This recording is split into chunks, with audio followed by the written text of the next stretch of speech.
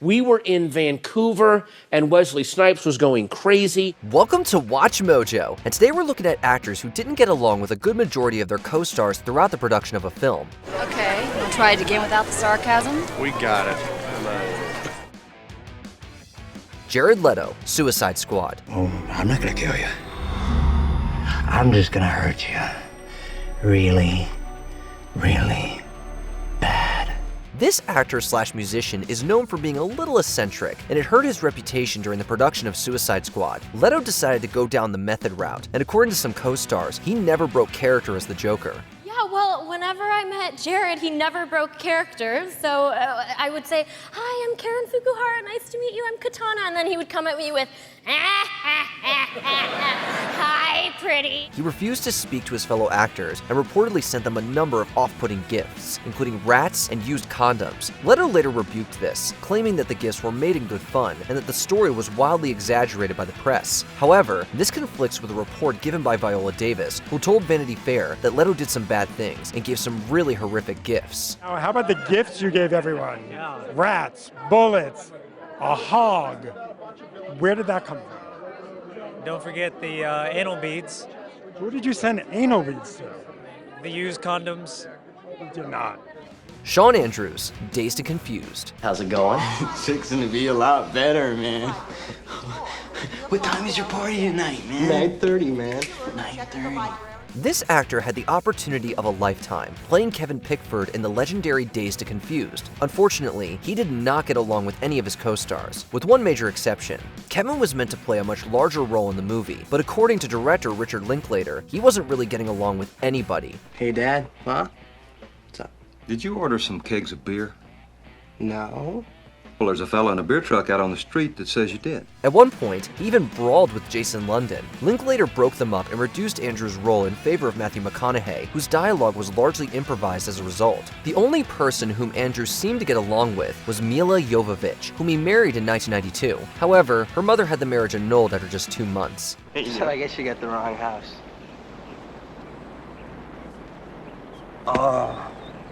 Yeah, inconvenience for you. I'm sorry. Brought Mr. Pickford all together. Hey, these things happen. Don't worry about it. Dad? Shia LaBeouf, Don't Worry, Darling. I made a roast. What else? Mashed potatoes. What else? Green beans. What else? We know what you're thinking. Hang on, Shia LaBeouf isn't in Don't Worry, Darling. Exactly right. He had been cast in Harry Styles' role, but reportedly clashed with both the cast and crew throughout pre-production. The details are scarce, but from what we can discern, LaBeouf did not get along with his co-stars and reportedly made Florence Pugh uncomfortable. Oh my God. Oh my God. What's wrong with you? Director Olivia Wilde eventually let him go, referencing a combative energy and needing to create a safe, trusting environment. She later told Stephen Colbert that she was given an ultimatum and chose her actress, which seemingly confirms that the firing resulted from a conflict between LaBeouf and Pugh. Once it became clear that it was not a tenable working relationship, I was given an ultimatum. I chose my actress, which I'm very happy I did. Robert Shaw, Jaws. Truly bigger than life. A man who intimidated me, who scared me, who exhilarated me, and I liked him and I hated him, and he had my number. You know, he could get me. This English actor shared the screen with all of 2 people, and he intensely hated one of them. At the time, Robert Shaw was in a difficult place in his personal life. His wife was suffering from various mental health challenges, and they both had problems with alcohol dependence. In fact, Shaw frequently engaged in binge drinking while on set. He also repeatedly clashed with Richard Dreyfuss, often goading him into dangerous situations and engaging in constant bickering. Shaw would say, look at you, Dreyfuss. You eat and you drink and you're fat and you're sloppy. Your age, it's criminal. Roy Scheider claims that Shaw saw Dreyfuss as a young punk, and Dreyfuss himself called Shaw some evil troll who would make me his victim. Needless to say, the whole grizzled veteran young city boy dynamic between Quint and Hooper wasn't too far off from reality. Well, it proves one thing, Mr. Hooper. It proves that you wealthy college boys don't have the education enough to admit when you're wrong. Gene Hackman, The Royal Tenenbaums. 30 years ago, I was knifed in a bazaar in Calcutta. He carried me to the hospital on his back. Who stabbed you? He did. Even from the off, Gene Hackman did not want to work on the Royal Tenenbaums. He was nearing the end of his career and wanted to take easy jobs, and he found it difficult to relate to his character, Royal Tenenbaum. However, he was ultimately persuaded by his agent. Good thing. His performance was widely praised and led to several awards, including a Golden Globe. I'm very sorry for your loss. Your mother was a terribly attractive woman. However, he was quite a difficult man to work with, frequently fighting with the cast and director Wes Anderson. Both Gwyneth Paltrow and Angelica Houston avoided Hackman, and he earned the ire of Bill Murray by verbally abusing Anderson. It culminated in Houston slapping him for real during a scene, leaving a huge imprint on his cheek. I want us to... What's wrong with you? Marlon Brando, Mutiny on the Bounty. Impertinence noted. It shall be logged.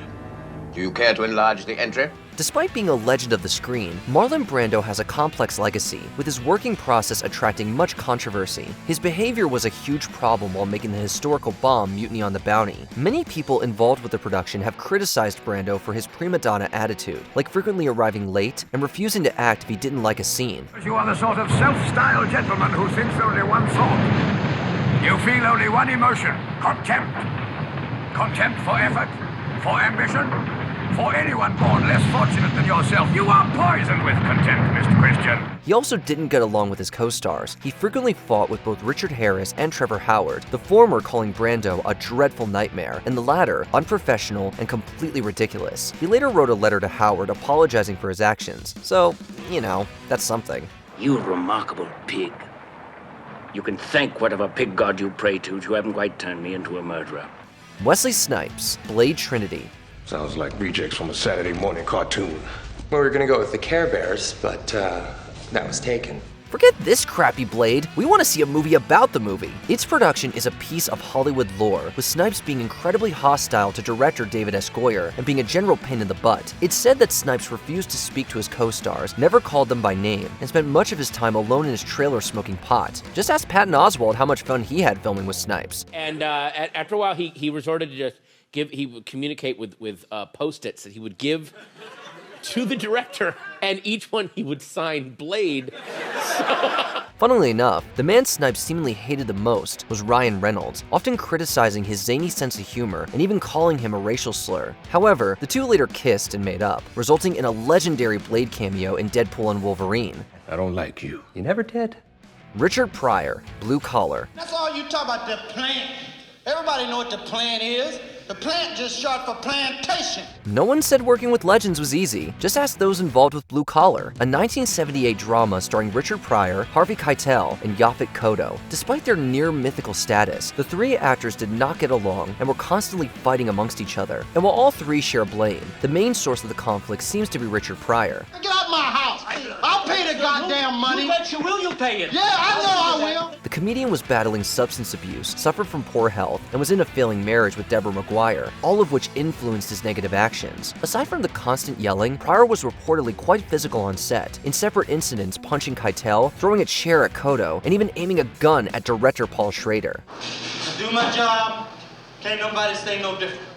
Bill Murray, Various. Dr. Marvin! Dr. Marvin! Hello, Bob. What are you doing with the rifle?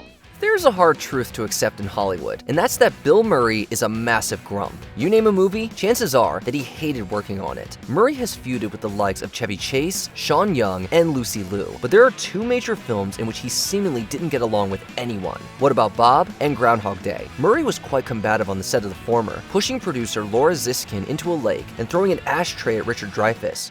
Hello, I'm Bob. Would you knock me out, please?